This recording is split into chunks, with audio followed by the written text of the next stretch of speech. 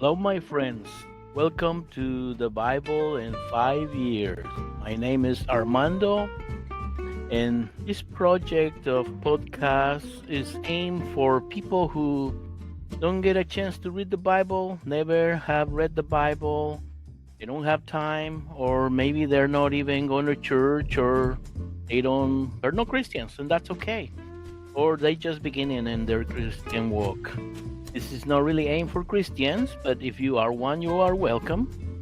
And we're gonna be doing it this in this format. We're gonna be reading 236 Bible stories in chronological order. And we are on our day 12, and go check the other ones that we have done.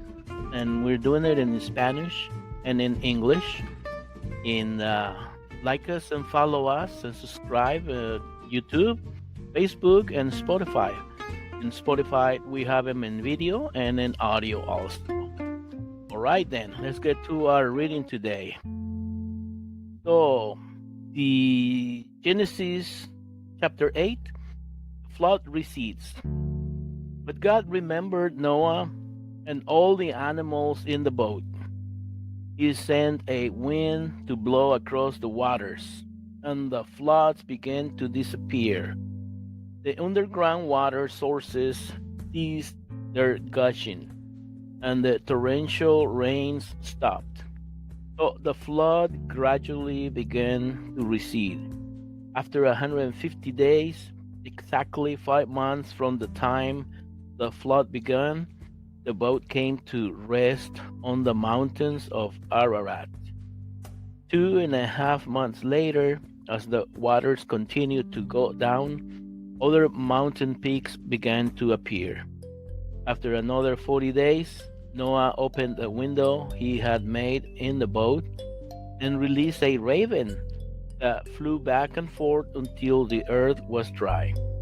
Then he sent out a dove to see if it could find dry ground.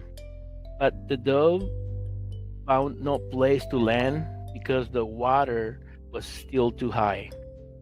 So it returned to the boat, and Noah held out his hand and drew the dove back inside. 7 days later, Noah released the dove again. This time, toward evening, the bird returned to him with a fresh olive leaf in its beak. Noah now knew that the water was almost gone. A week later, he released the dove again, and this time it did not come back. Finally, when Noah was 601 years old, 10.5 months after the flood began, Noah lifted back the cover to look. The water was drying up. 2 more months went by, and at last the earth was dry. Then God said to Noah, "Leave the boat, all of you. Release all the animals and birds so they can breed,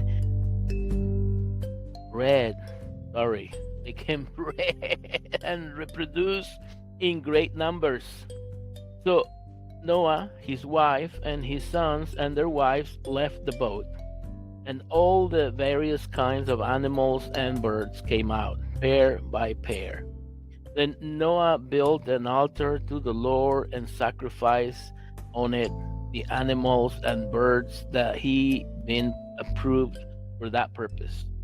And the Lord was pleased with the sacrifice and said to him, "I will never again curse the earth, destroying all living things, even though people's thoughts and actions are bent toward evil from childhood." Wow, that's an interesting statement right there. I think I will read it again. "I will never curse the earth, destroying all living things, even though people's thoughts and actions are bent toward evil from childhood." Wow. "As long as the earth remains, there will be springtime and harvest, cold and heat, winter and summer, day and night." So, this is the end of our reading today. And this is the Bible in 5 years. Don't forget to subscribe and like us and share. We are on YouTube and Facebook, Spotify, and in any platform of podcast, in the form of audio, you can also find it. And because Spotify help us to put it around in all the different podcast platforms. So we thank you and we hope you are enjoying this. Don't forget to share and mention to your friends this project is going on. They might like to listen to some of this reading, and we aim to not read a lot of chapters. It's only a few verses, 15 or 18, 22, or up to 32. But some chapters like this one had only 22 verses. So we're gonna try to keep it short and sweet. So, thank you.